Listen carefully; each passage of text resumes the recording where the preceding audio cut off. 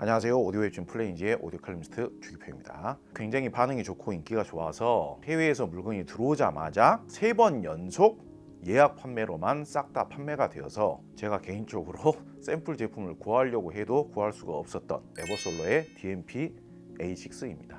이제는 출시된 지도 1년 가까이 되었고 샘플 제품을 아예 구할 수 없을 정도의 그런 정도는 아니기 때문에 사용자층도 많이 늘어났고 하다 보니까 좀 부담 갖지 않고 제품을 테스트해보면서 평가를 해볼까 합니다. 하이파이 오디오 기기 제품들 중에서 기능이 굉장히 다양하면서도 디스플레이가 이렇게 강조가 되어 있는 제품에 대한 비판과 아마 국내에서 저만큼 예민하게 반응을 했던 오디오 리뷰가 없었을 겁니다. 하이파이 오디오 시장을 유럽 브랜드와 미국 시장이 거의 주도를 했다라고 본다면 특히 소스 기기 중에서는 이렇게 디스플레이를 강조한 적이 없었죠. 디스플레이가 굉장히 화려하게 부각을 시키는 제품이 4, 5년 전부터 나왔다고 볼 수 있을까요? 처음에 접했을 때는 이것이 과연 하이파이 오디오 기기라고 할 수 있는가? 비슷한 가격대의 하이파이 오디오 전문 소스 기기들과 직접적으로 음질만 가지고 비교를 해서 우열을 따져서 평가를 해도 될 것인가? 그런 심각한 고뇌에 쌓일 정도의 음질이었습니다. 하이파이적인 기준으로는 평가를 할 수가 없는 수준의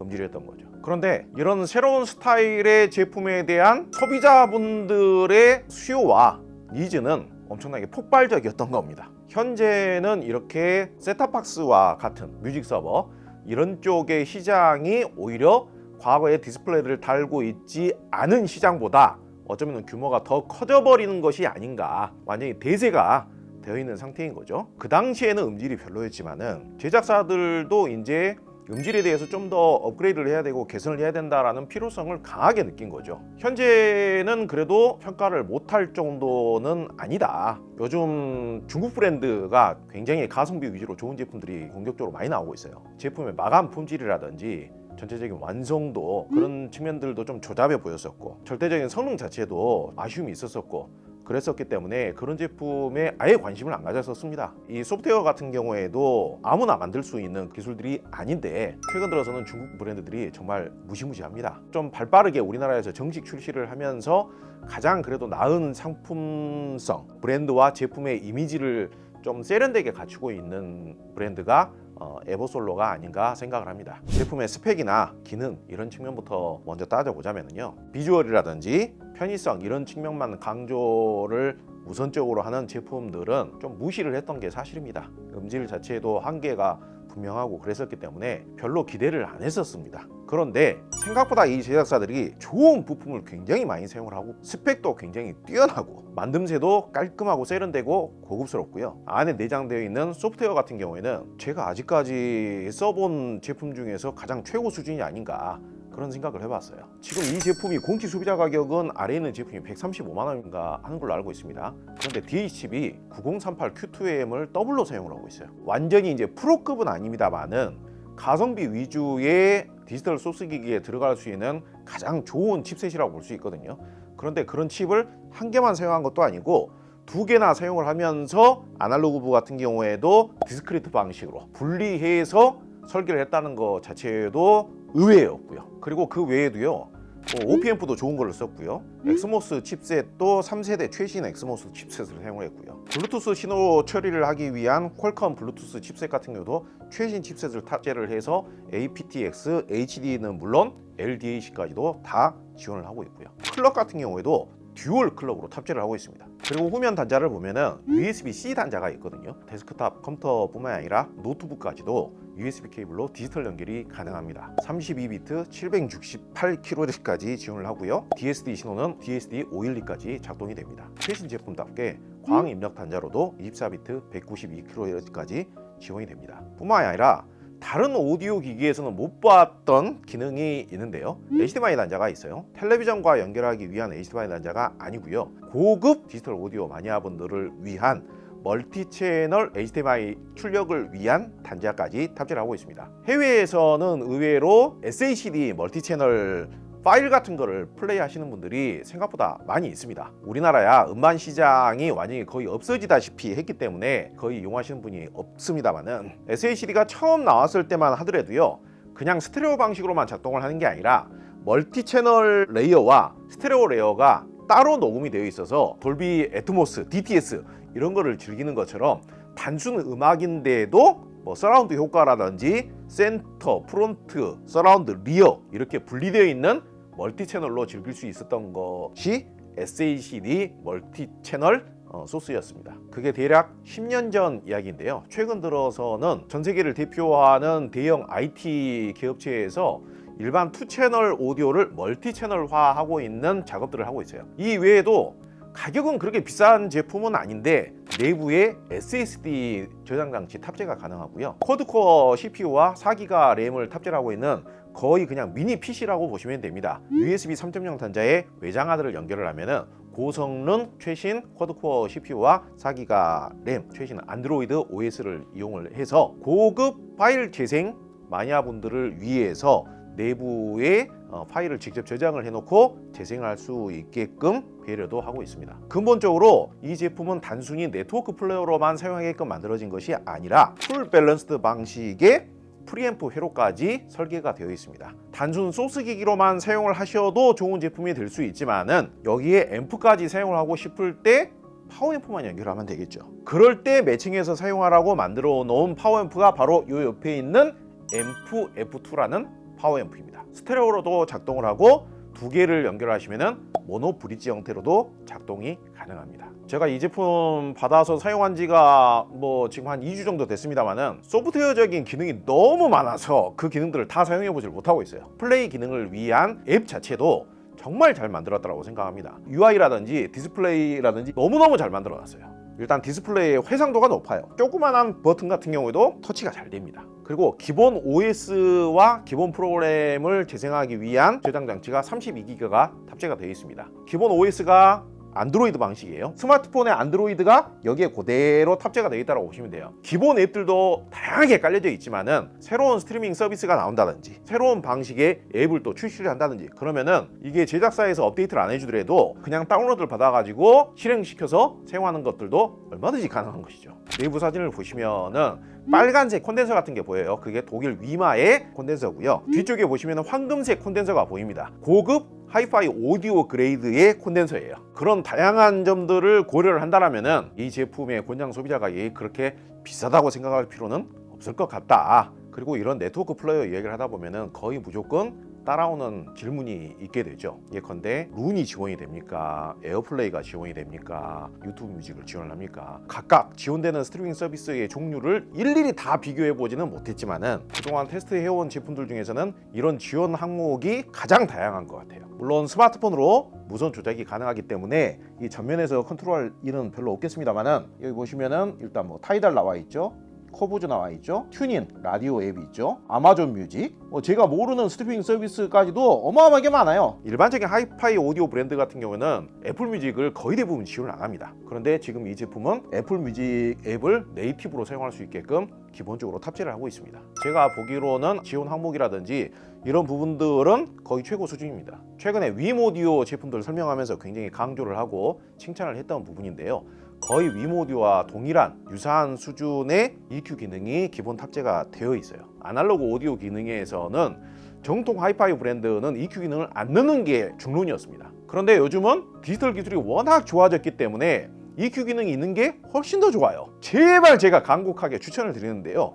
EQ 기능은 그냥 무조건 좀 쓰십시오. 지금 이 에버솔로 A6 제품에는 기본적으로 다른 브랜드에서도 볼 수 있는 이 장르별 EQ 프리셋이 이미 다 되어 있어요. 세부적으로 각 대역별 디테일적으로 조절을 할 수 있는 그래픽 이퀄라이저 기능도 제공을 하고 있습니다. 그 EQ 기능을 조금만 만져주시더라도 내가 스피커와 앰프와 매칭이 좀 안 맞았다든지 공간이 좁거나 넓거나 해서 저음량을 좀 조절하고 싶을 때 얼마든지 조절이 가능해요. EQ 기능이 없는 제품을 사용할 때보다 훨씬 더 음질을 좋게 만들 수 있는 여지가 한 20-30% 정도는 더 늘어난다 라고 가정을 하셔도 되는 겁니다. 중요한 음질 이야기를 해보도록 하겠습니다. 저는 EQ를 일렉트릭 모드로 놓고 사용을 했습니다. A6라는 제품 내에 포함되어 있는 하나의 기능이자 성능으로 인정받을 수 있는 거기 때문에 저는 EQ 기능을 사용을 하면서 음질을 평가를 했습니다. 그런데 EQ를 설정하지 않은 기본 모드에서의 음질은 심심하고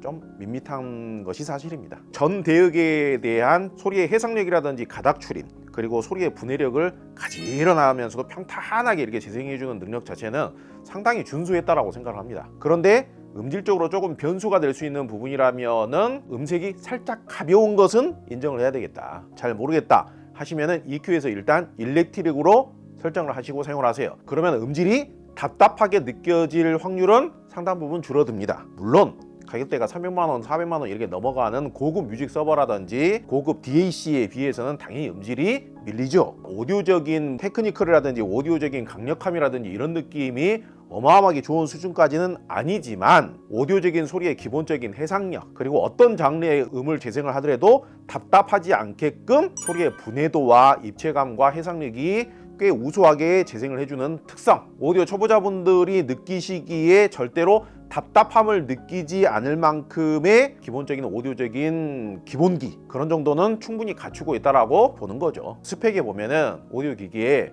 외율이라는 게 있습니다. 왜곡의 정도, 노이즈의 정도, 그걸 뜻하는 거거든요.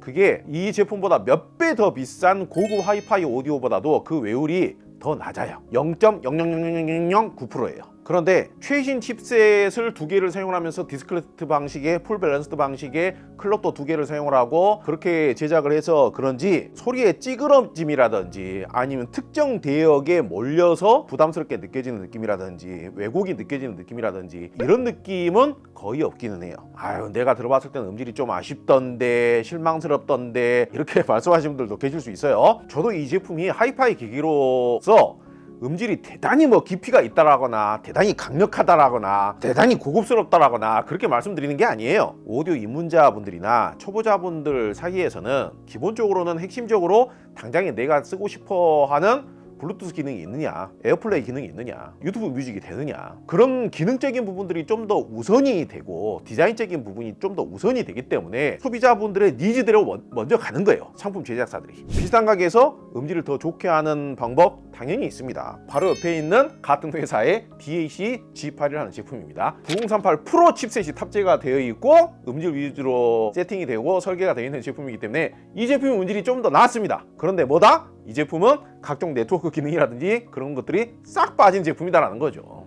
이 아래에 있는 전용 파워앰프죠. 앰프 F2라는 파워앰프예요. 가격이 좋습니다. 본인 스스로가 음질의 구분을 디테일하게 마니악하게 잘 하시고 집요하게 좀 따지시는 분들이라면은 이런 제품이 선택을 하시는 게 맞을 것 같고요. 나는 그런 정도까지는 아니다, 소리가 그래도 답답하지 않고 깨끗하게 나오고 해상력도 준수하다라고 한다라면은 나는 만족할 수 있을 것 같다, 그러면 이 정도만 하더라도 충분합니다. 같은 DMP A6 제품인데 요 아래에 있는 제품하고 요 위에 있는 제품하고 모양이 살짝 다르죠. 얘는 위에 이제 금박으로 이렇게 좀 특별하게 더 이렇게 치장이 되어 있습니다. 지금 이 제품은 A6 마스터 에디션이라는 제품입니다.